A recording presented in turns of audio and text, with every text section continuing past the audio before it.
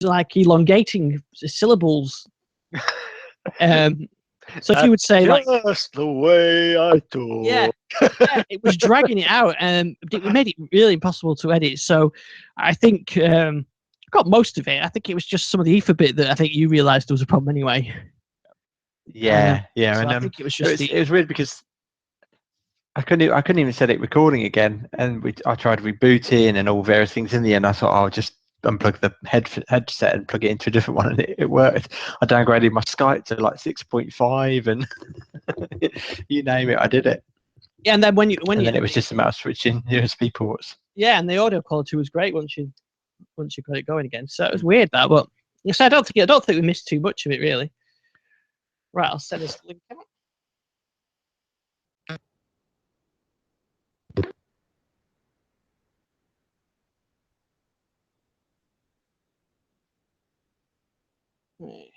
Hello.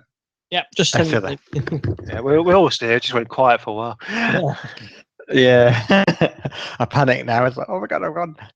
Yeah, no, you've not gone. Okay, I've sent the link out. So Jason and Gary, good evening. A very good evening. Good evening. Yes, welcome back to me, and thanks so much for hosting last week. It's always very good when you host because I get to listen to the discussion. Then, although I do try like when I talk back and I can't, it's like I'm mute. But it was a good show. Yeah. So we did cut out a little bit of where the audio messed up on the ether stuff. So we'll come back to that as well. But a really good show, and yeah, I enjoyed listening to that. Some good discussions on there. So I think you got all sorts in, didn't you? Xbox and Son. Well, you got quite a few topics covered. I was quite enjoying it. Although the more alert listeners might have picked up the fact that I got the name of the Xbox. It's called Xbox Clubs, and I called it Xbox Groups, but it's actually Xbox Clubs. But there is going to be groups, though. That's what was confusing me, because I saw that today as well. So. Yeah, you managed to talk Sonos and iOS widgets and all sorts. Yeah. So it was. Yeah, so I think tonight we'll have a bit of a recap on some of that stuff, some of the ether stuff. I'll tell you about my trip to IBC, and we have got some news as well. I think we've got I wanted to talk about the Microsoft Band as well, which is a story that's been brewing for a couple of weeks. We could talk about that, and there's been some new stuff with Plex for Windows. We've had a new build. It's been quite a busy week, and I tell you what, I'm actually just downloading right now is Nugget. That's correct. Android Nugget has just been released for my 6P, so it's just currently downloading that.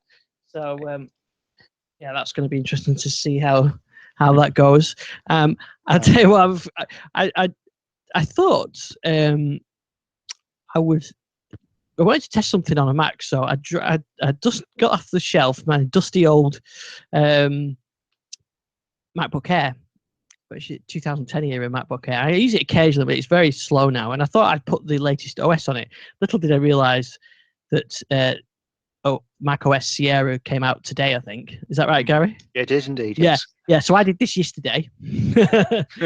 So I got the previous one, which I think is Yosemite, was it? Or the one after that? I can't remember now.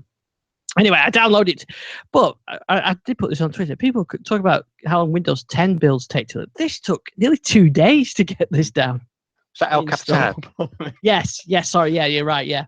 Yeah, that was quite a big update. It took... I mean, and I've got fast broadband here, but it just took ages to download, ages and ages. And then when it did download, it then spent ages doing the update. And then it was on the sort of a thing that said 10 minutes remaining. And that was on for about an hour. And I don't know, it's an old machine. So I'm not saying they're all like this. It's just, this is an old machine with, it's a Core 2 Duo. So it is getting on a bit with a 64 gig SSD drive, so it is a bit slow. I had to delete a lot of stuff even just to get the update on there. The reason why I remember now why I wanted to fire it up, I was going to put Parallels on there, but I'm still going through getting updates on there. You know, even today there was more updates, and then of course I know what's going to happen now. There's the new update, isn't it? If that's going to be going there. But the good thing is, though, I suppose I should say, is not perhaps unlike Windows really now, but it's a 2010 era machine, and I'm still putting the latest operating system on it. So, a few years ago, that wouldn't have been the case. If you think back to sort of even Vista timeframes, you wouldn't have put Vista on a 6-year-old machine, or you could have tried, but it wouldn't have worked very well. Yeah, no, absolutely not. So what processor is that? Is that a Core Core 2 Duo? It's not an i anything. Core it's 2 just Duo, Core 2 Duo. Yeah. So I mean that it's getting on a bit, but it is pretty slow. But I thought it'd be interesting to. I thought if I get Parallels and Windows 10 on there, so maybe I will at some point. But I just thought the whole process of doing the update seemed to take ages, and at one stage it kind of timed out, and I had to try to get it to do it again, and you get. I think almost spoiled really now with how well the Windows update works, as long as your drivers are okay. Yeah, absolutely. Well, I have a bit of a bombshell in the show title. There's an iPhone in the house. Now I knew this was coming because I've been following. Did you? Yes, because I saw your tweet. I saw you chat to someone about pricing of 6S. I thought, oh, that's it. He's gone. Yes, I don't know if you felt the charm on Friday, but I actually ventured into an Apple store. So yeah, I reserved an disturbance iPhone 7. In the force. Yes, felt the windows shake. Yeah, so I reserved an iPhone 7 the week before on the Friday when the pre-order started, and went into the store on the Friday to pick it up. And while I was in there, their retail system went down. So I had about a half an hour wait for that to come back online. So I don't know quite what I did. I didn't touch anything, I promise.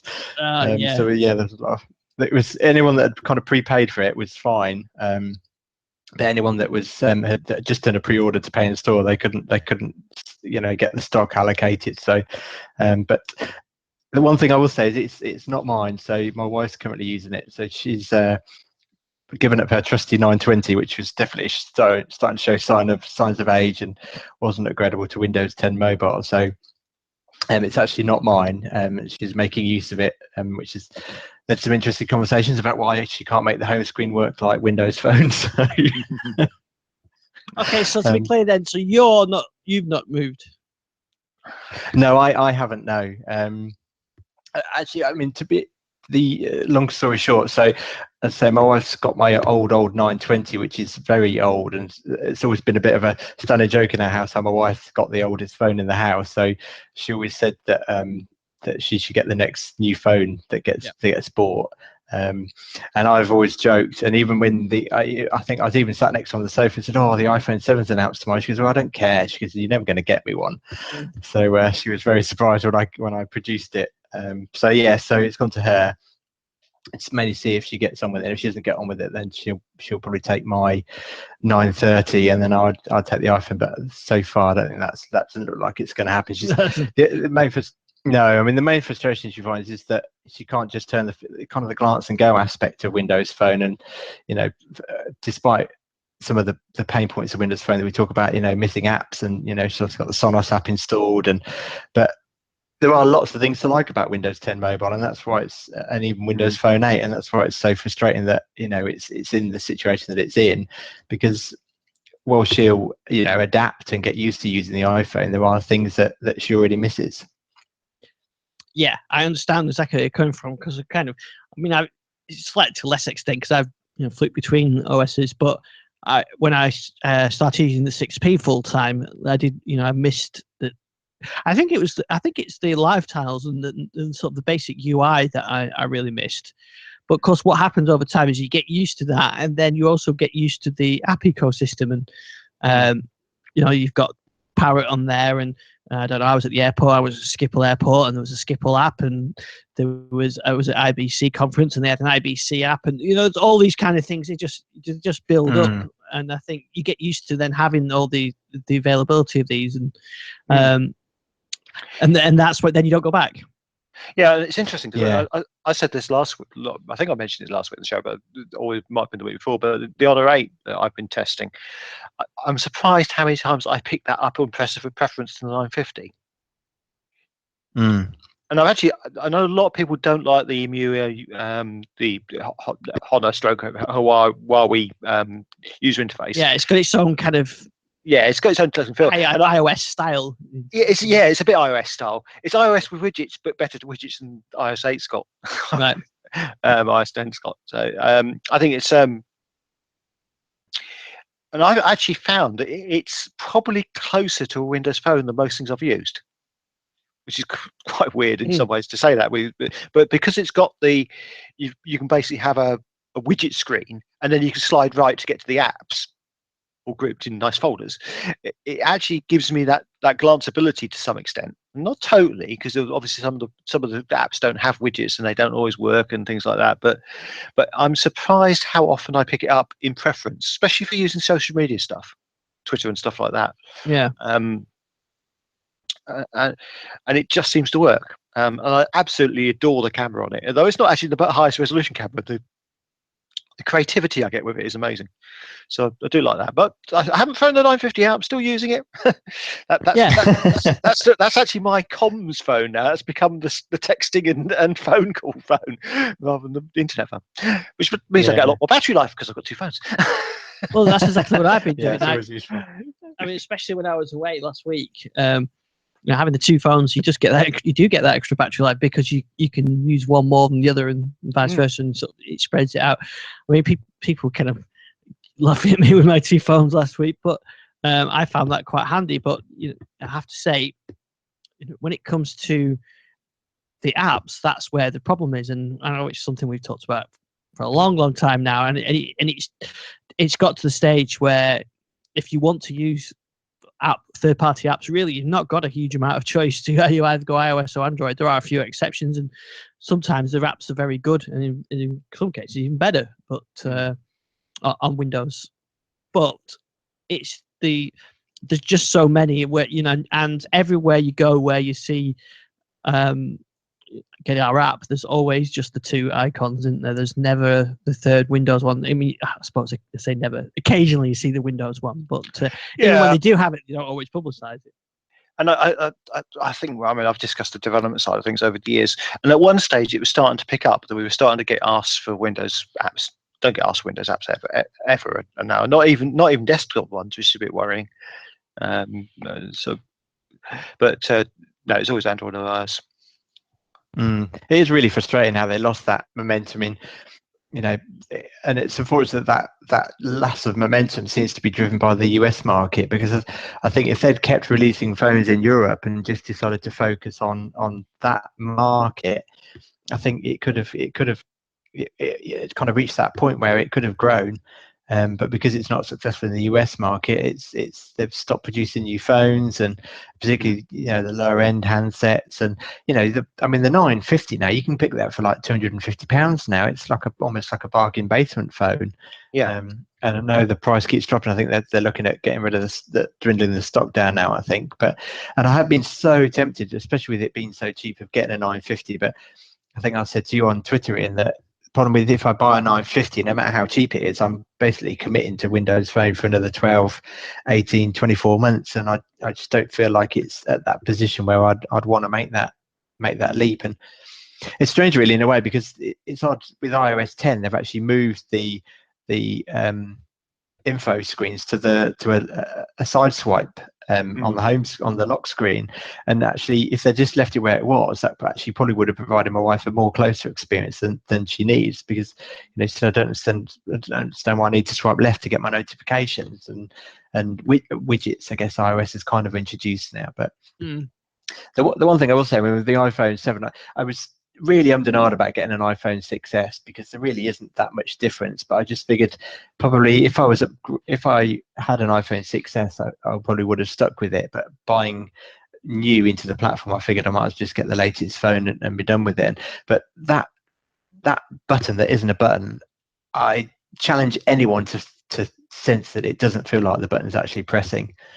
It is the most, whatever they've done, it just works perfectly, because every time I press it, it feels like the button is pressing, even though I know it's not a physical button. But they have got so much. I mean, it's like the Nova yoga book I was testing the other week, that EFA, that haptic on there is just amazing. And I think haptic, I mean, I remember seeing way back at CES some haptic keyboards, which were absolutely amazing. You felt like you had the dip between the keys, and that technology never really made it mainstream, primarily because it was such a battery eater.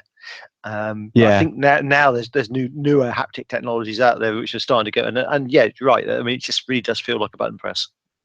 And I think also the real thing that's changed for us in terms of maybe it being the right time to move away from Windows Phone, or at least, you know, from my wife's perspective, is that now Microsoft is a cross-platform software company.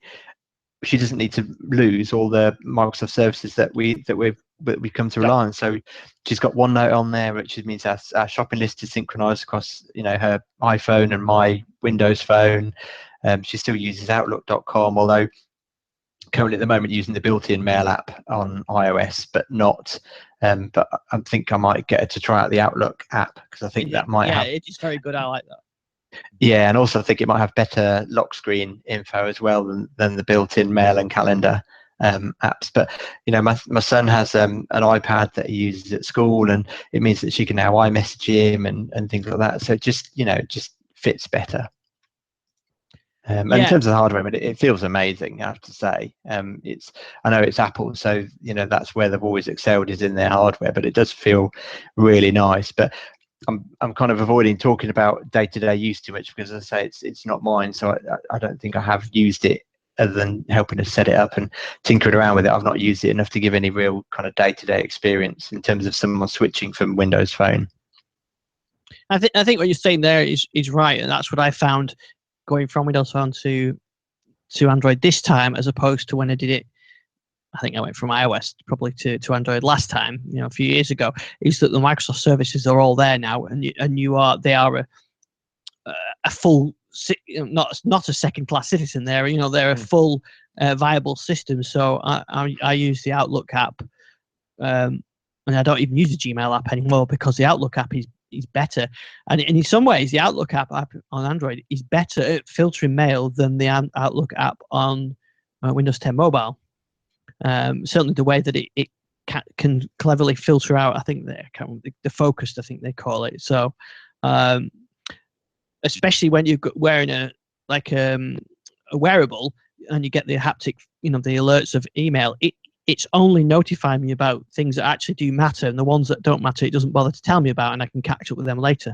And I think that's, you know, works really well. And you know, you've got Groove, which is better now, but so OneNote definitely is one of my favorites. You can have your photos uploaded to OneDrive, so everything just works really well.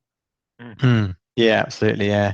So I think, you know, I've said in the past that I don't want to go the Google route, and I accept that I'm sure there's plenty of listeners, you know, questioning that decision, and I know it's a completely biased viewpoint, but I just, you know, I don't want to go down the Google route. So iPhone, unfortunately, is the only other choice at the moment. Yeah, it's funny, isn't it? It's both me and you coming from the same direction, but going different routes. We would prefer both to be using Windows 10 Mobile all the time. If all the apps were there, if all the apps were there, there would be no question about switching. But yeah, you don't have that. Really isn't an option. And it shows what a kind of a sad state it's got into when someone like you is considering moving away when you've been there from day one. Yeah, absolutely. And you know, the HP Elite X3 looks like a really, really nice phone, but it would be great from a business perspective, but from a consumer perspective, it's just not right. And you know, my 930, you know, I can't use tap to pay on there. The only way I'd be able to use that in Windows 10 mobile land would be to get a 950, and it's just, you know, frustrating. But I just, for me, you know, the Sonos app is just this big deal, and it's becoming a big deal because we've completely bought into the Sonos, you know, system. And it works so well. I mean, I use it on the iPad and I use it on my phone, and it works really well. And even especially on the phone with this nice big widget on Android, and it does work really well. So yeah, I can understand where you're coming from. And I mean, we're seeing lots. In fact, Microsoft did release a new phone today, didn't they? They did. Yeah. Where did that come from? Yeah. So it's not the Surface phone. In case you think you're missing something, it was a new feature phone, wasn't it? A Nokia branded feature phone. Yeah, no, I don't think anyone saw that coming, did they? No, I think this is one of the last ones because I think they've sold the brand off. They have, yeah. So it's absolutely. Well, it's one of. It's only the last batch, anyways. Yeah. You don't see any But more of that. I have seen other stories of doing the rounds. Quite a few, haven't they, saying that the Lumia name is going to disappear as well. Then once these 950 XLs and 950s and 650s have gone, that's it as well. And there's not many 950s and 950 XLs left now. So if you do want one, it might be worth time buying now. I think the one thing about this is that for a little while, if someone wants a Windows phone, those things are going to become really valuable. I could see them actually getting a premium on eBay going forward because won't be that many of them about. Yeah. So we're gonna. I don't know what's going to happen next year. Obviously, Microsoft are going to have to refocus on mobile. They've got two choices, haven't they? They either just say call it a day and say, okay, let's just focus on doing the apps for Android and iOS, or they really do focus on business and get business back. I just I'm not quite sure how they come back from here when their loyalist supporters like Jason sort of can't see a future for it. So how even are they going to convince? Even if you make a great business phone like the Elite, if the app ecosystem isn't there, who's the market for that? Because okay, you give it to it's a premium phone. You give it to a company director or whatever. It's a premium phone, top salesman, whatever it is. They're still going to end up having to carry a second phone, which their own phone for the weekend, or to do the Parrot app, or to do the whatever live timing app for whatever, or football scores or whatever. So I just don't see how that scenario can play out for business, even though maybe people do like to keep them really separated. But I guess that perhaps most people don't. They will have a phone supplied by the business and still install third-party apps on it. Mm. It's an interesting one, isn't it? It's yeah, it's a shame, isn't it? I mean, just go back to our our early shows, TDL Mobile, and before Jason even joined, we said, do you remember the Zune HD? Do you remember? We said, God, if only you put a SIM in this, it would be a great advance. Yeah. And like you said, 10% market share in Europe, something like that. I saw loads of Windows phones. No, you still do. When I was in Amsterdam. What's great, I have to say, it was interesting this week. Just Eat have got a new advert out, and they actually use a Windows phone on it. So you've still got some penetration there, but it's. I think the different. I mean, you're just spot on with that. The app gap is going to be there. I mean, one of the things which will happen though is if we do get penetration into business of say the HP. I mean, so say top 10 business or corporates in the UK all went for that. Then you would actually see apps starting to get written for it because there would be a market for it. Right. Yeah. And corporates. So say some of the big corporates, some of the banks went for it. You suddenly start seeing banking apps appearing on Windows Phone because they need their internal stuff. So I think there's a lot of possibilities there, but it's not a easy thing to see. I mean, the hope is that the UWP platform has worked well. That in fact we've got apps on Windows 10 Mobile that were developed really primarily for Windows 10 for the desktop. So they've crossed over and they work on HoloLens and whatever. So I think that's the one saving grace in the whole thing, is that they make that transition easy. But it's certainly a difficult proposition, and I don't know whether in Redmond whether they've got a plan and they're sticking to it, or whether the plan is in the bin now and they're just at some point they're going to call it a day and just concentrate on the desktop, or whether they really are going to double down and really focus on getting mobile back. I don't know. Yeah, I mean, I have to say, for example, the NatWest app on Windows 10 Mobile is first class, but I do wonder what the driver. I just think without Windows 10 Mobile, I don't see the driver for universal Windows platform apps, particularly with now this ability to compile desktop apps. What's to stop Sonos just taking their desktop app and putting it into the store? Well, that's not gonna. It's still not a touch first experience. It's just a better way of installing the application. So for them, if they can then do that, then what's the driver for actually generating a touch first version of that universal Windows platform app? It just, unless you've got two platforms. Some are going to want to target Xbox, but I imagine that's primarily media type apps. It's not really going to be, the really major. You're not going to get a banking app targeted at Xbox. In which case, what is the driver for UWP? Yep, I know what you mean, and they can't afford another platform reset either. They've done that too many times, haven't they? So they really do need to make this stick, and mobile is a big part of it. And I suppose the thing to look at is what's the trajectory of mobile usage versus traditional PC usage. It's going one direction, isn't it? Eventually, that I don't know. The lines have already crossed years ago, haven't they? Well, number of mobile devices, number of desktop PCs, and the usage of PC is or the sales of PC goes down, phones increase. And it's amazing, really, how you look at the usage figures. Android, as a whole, as is it what 90%, something like that? I know it's not the biggest. I know iPhone is still the biggest selling phone because it's one manufacturer, but Android has got such a huge penetration, especially outside of the US. Yes, yeah, absolutely. I just hope if the Surface phone does surface that it has better battery life. Yeah, but better than the Surface Pro 3. Yes. And it doesn't explode as well. Yeah, yes, that'd be kind of cool, wouldn't it? Yeah.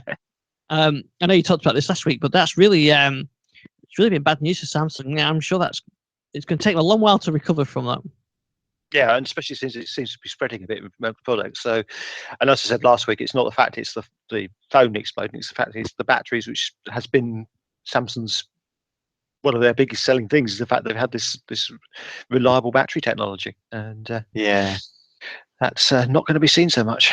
Well, I think it's also it's one of the things that once you've not that consumer trust, it's fine. They're doing the right thing. They're doing the recall.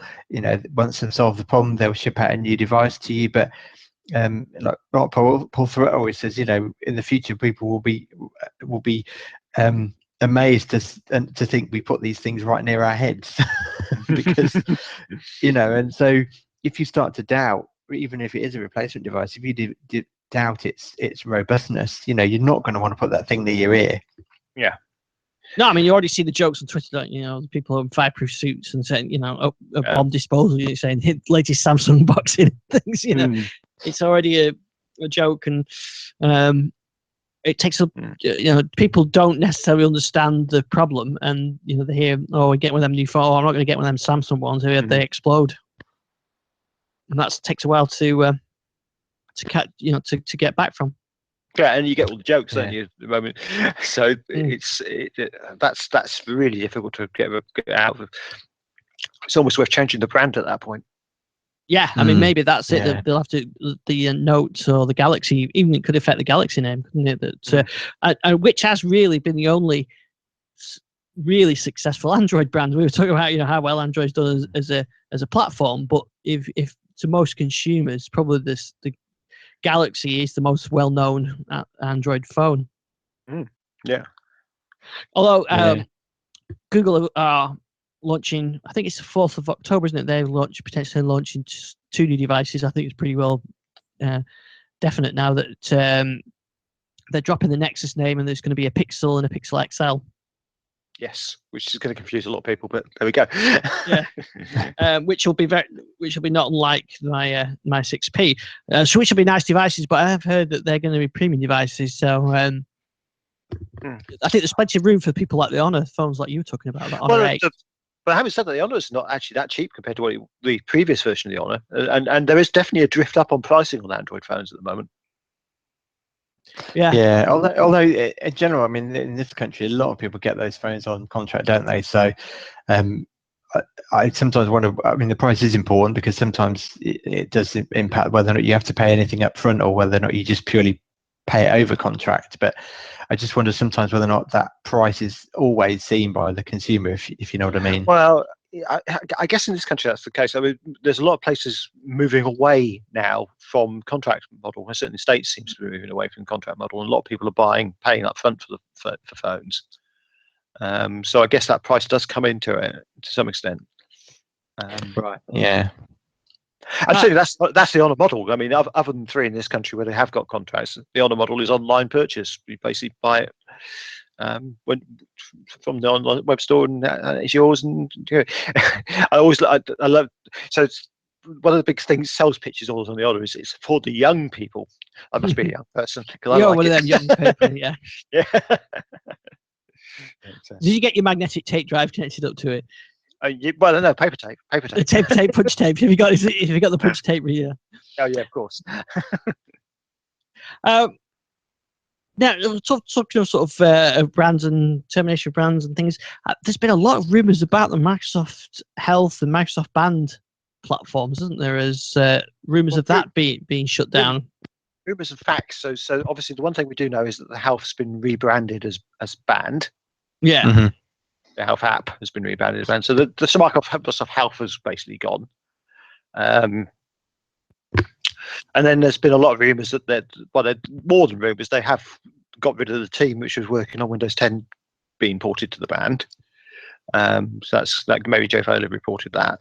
And there's lots of strong rumours that the Band 3, which was muted, is unlikely to appear.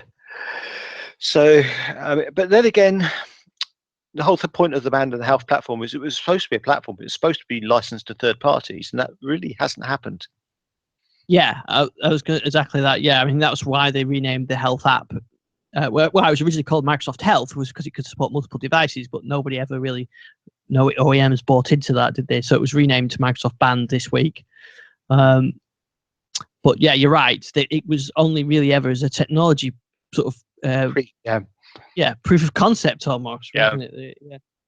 And that's not happened for probably a number of reasons. But they're not on their own, are they? I think I read an article, and I forget where it was, so I can't give you credit, but I think it was saying that really the Android Wear manufacturers like Motorola that made the one I've got, the 360, they've not released a new device this year. Only really Samsung and Apple have released new wearables this year, and the market is still in early days, and I think the manufacturers are still not sure the direction that's going to go yet. Yeah. Sorry, yes. Did you just go off to play with your iPhone? Yeah, he was on his iPhone then.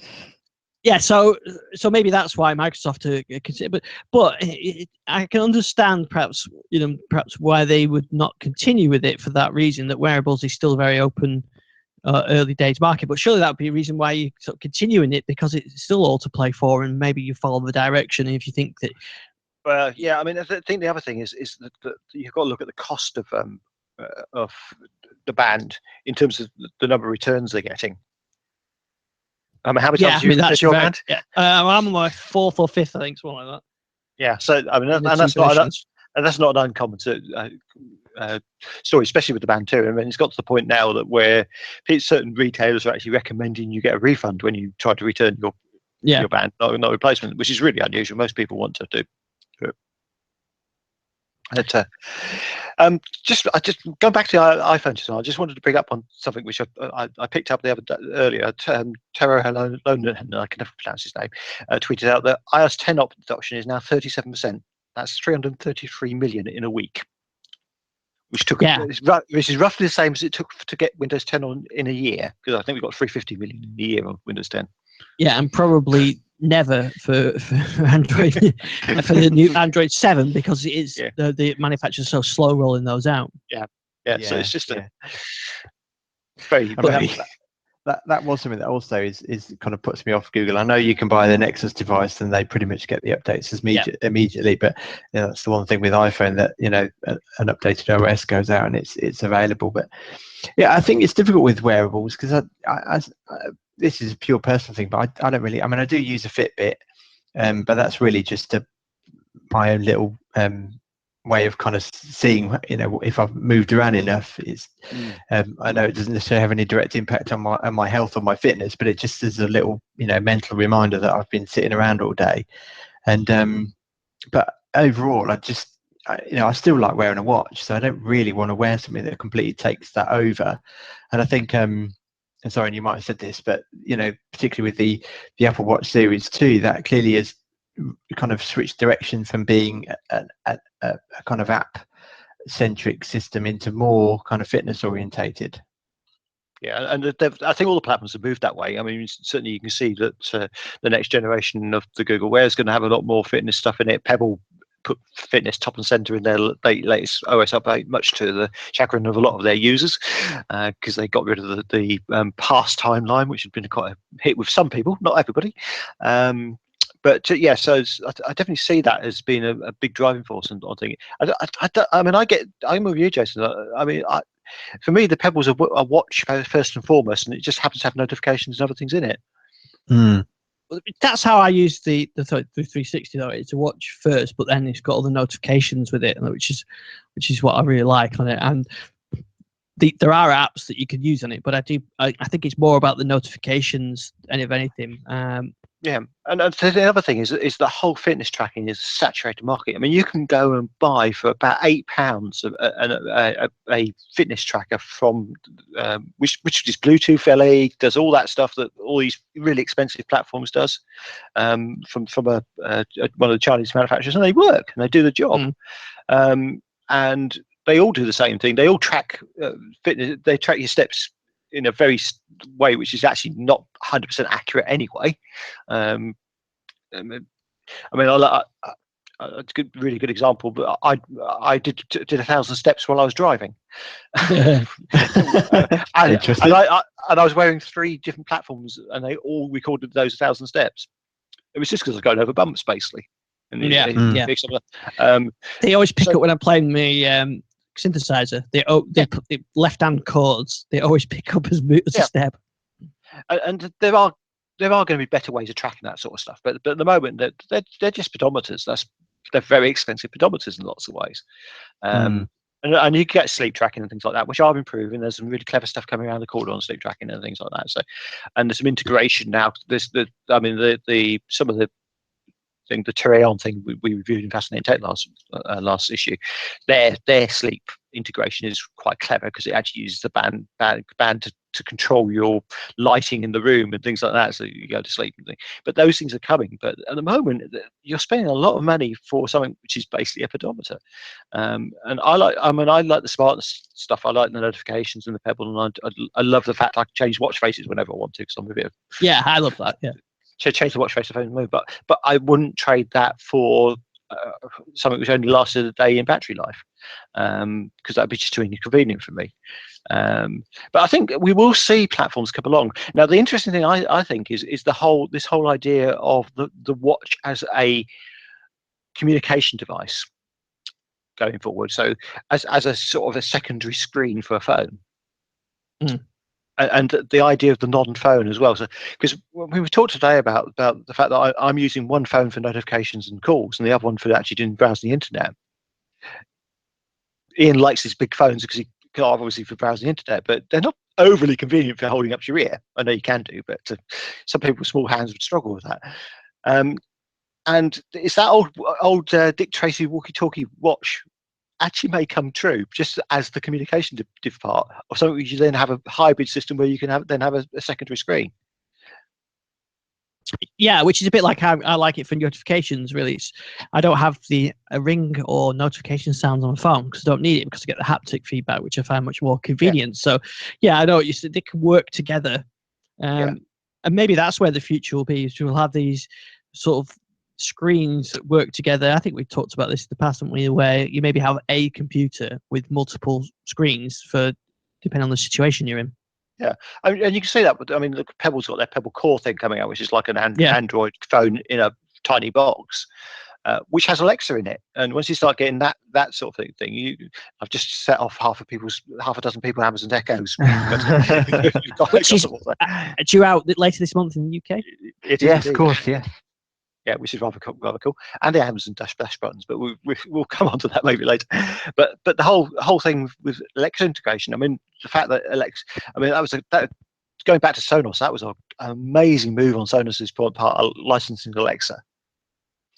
In one swipe, they got rid of the problem they were having in the States, where more people were starting to buy Amazon Echoes than they were Sonos systems.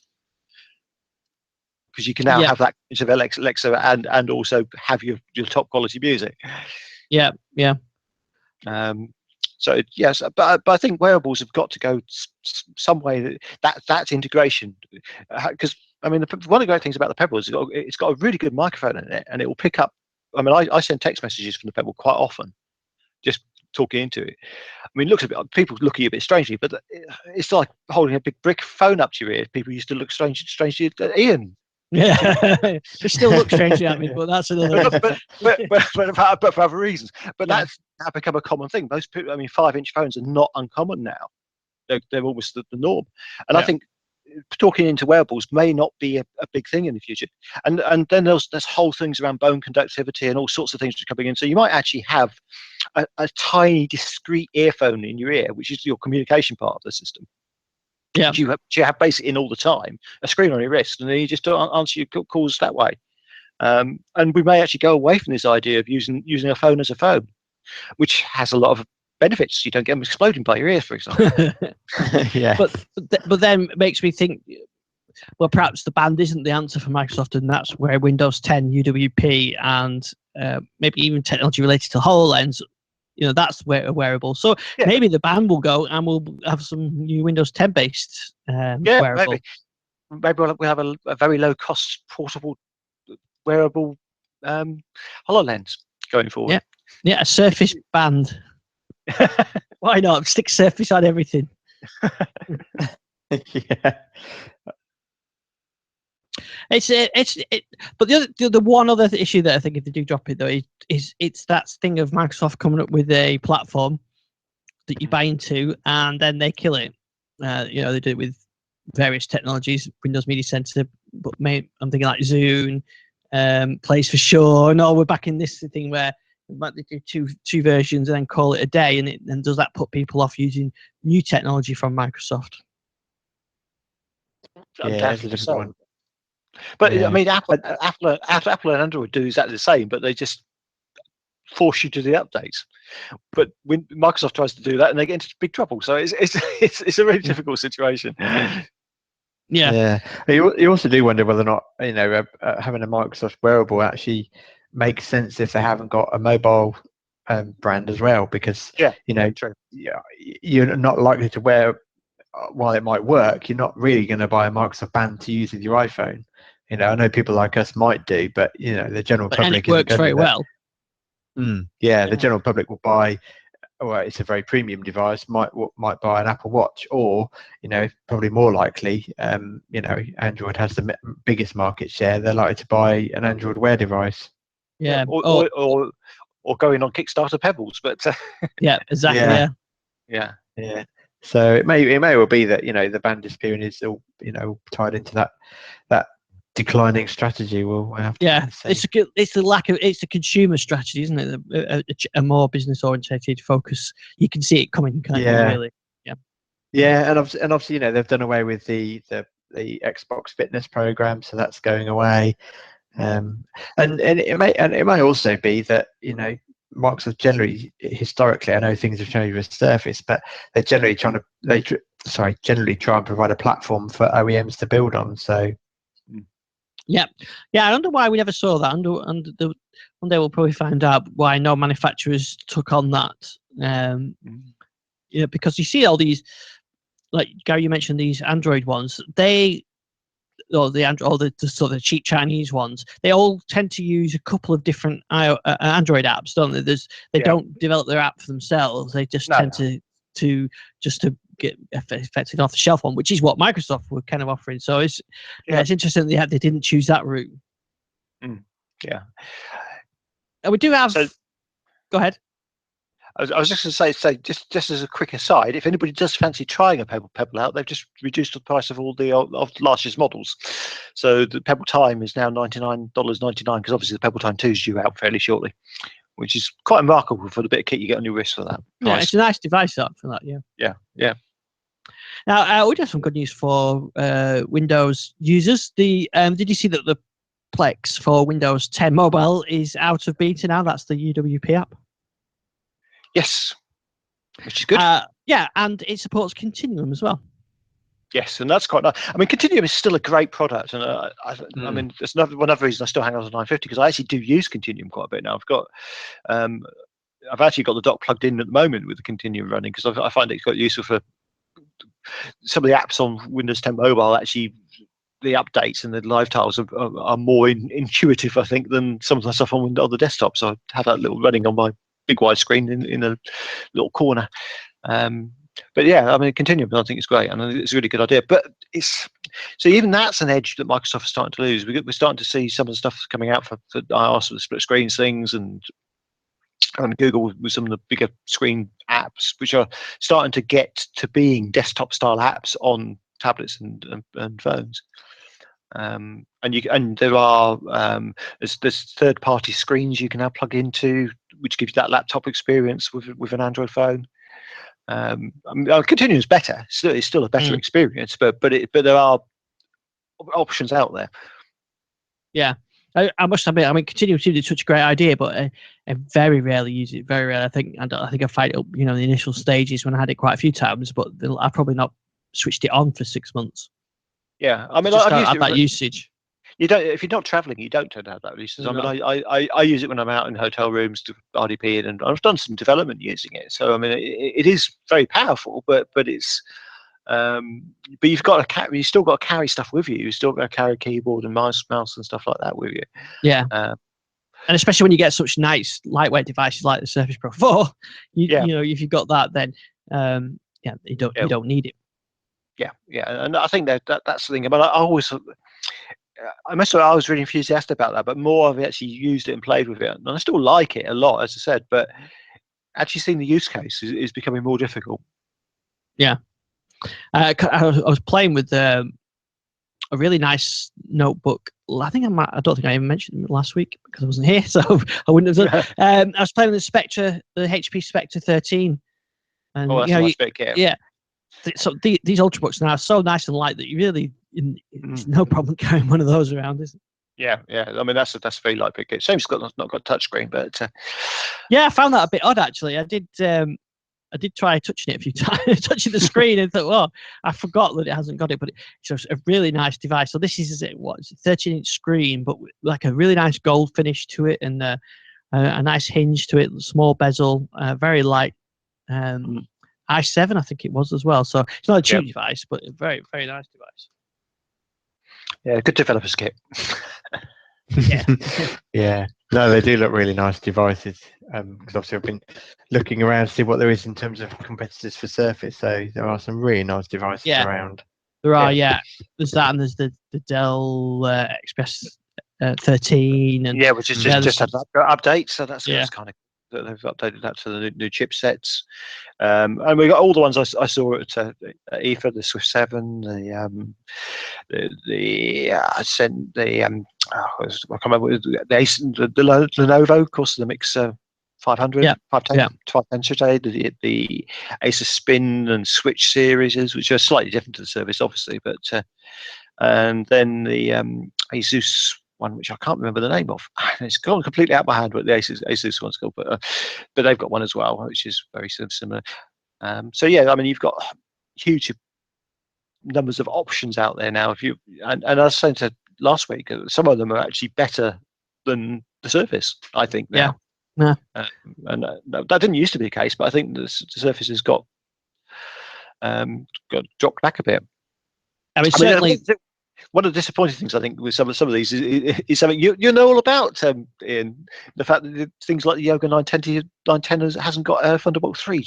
Yes, yeah, that's right. I mean, that's why I was at IBC last week. I was talking to Intel about Thunderbolt, and that's why I noticed with that Spectre, it's only got 3 Thunderbolt 3 ports on there. Yeah. There's no network. There's nothing else. There's just those 3 ports on there, which can do a lot. But it just, that the days of multiple ports on devices seems to be numbered. Yes. Yeah. And of course, that Surface Pro 4 doesn't have Thunderbolt. It's only got USB 3 on there. Yeah, and I mean, I think even some of them which have got USB-C on haven't got the Thunderbolt, which is a bit confusing. Yeah, I think that's going to be really confusing to consumers, where you actually have the same size and look of port actually doing different things. Yeah, it is a bit. Yeah, and I think so Thunderbolt 3 is the technology, and USB Type C is the connector. Yes, yeah. And you can have USB Type C without having Thunderbolt. Yeah. So it can get confusing. And Thunderbolt 3 supports USB 3.1. Yes, along with a lot of other stuff as well. So HDMI and all that sort of stuff, and networking. So I mean, you really can, because you're doing daisy chain as well. You can have one port on your device now. That's what I was looking at really. Some of the OEM like HP, they have got their Ultrabooks connected via a single USB Thunderbolt 3 port to these big storage towers. So video editors or 3D animators can use laptops to do this high performance work and manage to access external storage either directly through a Thunderbolt 3 cable at whatever 40 gigabits, or because it supports gigabit Ethernet over Thunderbolt, you can use an external adapter and get onto SAN networks with them as well. Because a lot of laptops, the built-in ports, Ethernet ports, aren't fast, so this gets around that. But yeah, and it supports two 4K video streams as well, USB 3.1 and power. Yeah. So that's what I was sort of looking at some of these things. I mean, some people are making like effectively docking stations. Or cradles for these devices, so that you can plug in all these legacy devices. But I think with Thunderbolt 3, you can go direct. It's effective. It's PCIe, isn't it? Direct. Yeah. So effectively, you can have it. It's like having external PCIe from your laptop. So yeah, it's it's going to make I think it's actually going to make desktops a thing of the past.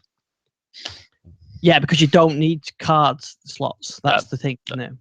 Yeah. In fact, what I talked to one company, I've got a YouTube video of this, and I'll probably publish next week. Is they're making boxes to put PCI cards in. So if you do have a very niche need, maybe a video editing suite or an audio system, a card for audio production or something that's very, very niche. In the past, you would have had to put it in a tower. Now you can just put it into a little expansion box and connect it up with a single cable.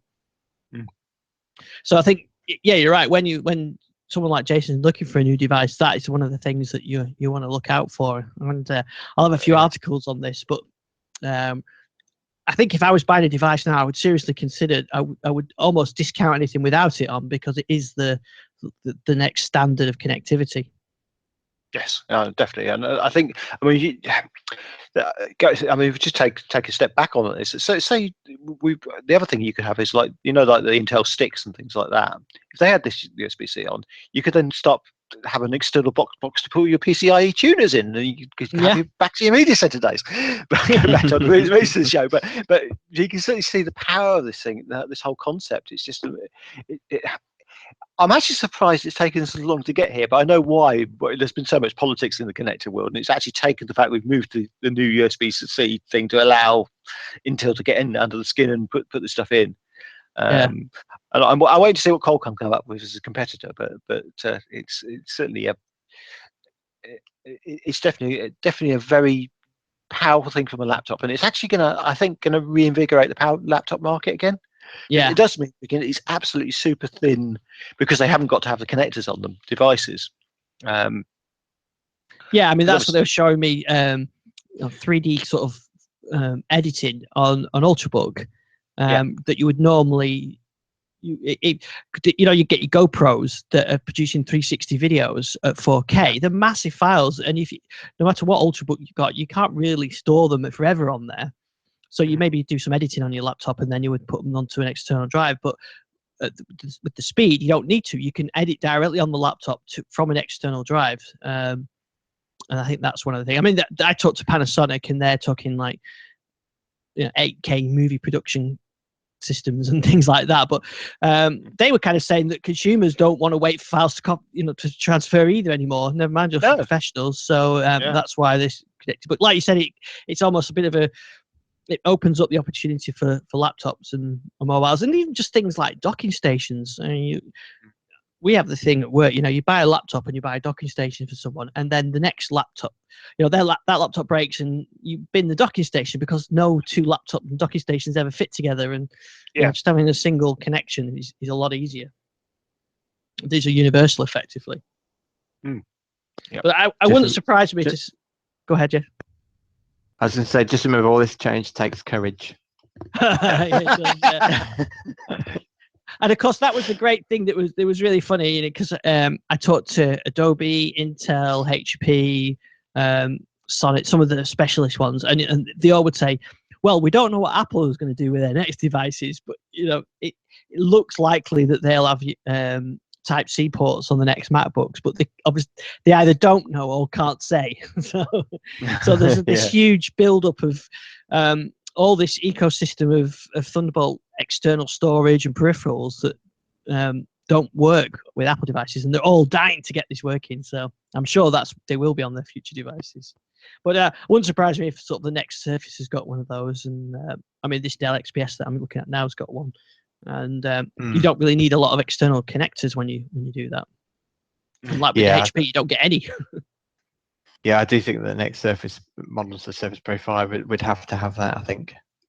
Yeah, just in my case, I did video editing last week from all the stuff that I did, and I was on a USB 3 drive, which is great, but it would be nice to have I looked at some of the speed of these external Thunderbolt drives, and they're really fast. I mean, I think when the guy told me you can sort of got a Blu-ray in less than a minute to copy, so it's like 40 times faster or something like that than a USB 3 drive. So the speed is there, and when you it's okay. Yeah.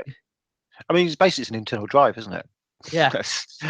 And it just seems the file size is getting bigger. And I was looking at I like playing with the drone that I've been playing with, and I saw that I think DJI have got one with a 4K camera. Yeah. So you're going to get some pretty big files with a relatively short amount of time on them. Yeah. Yes. So I'm going to have some more on this anyway. And in fact, I'll mention this now. Then, after we conclude, I'm going to play out with an interview with LaCie, who make external drives.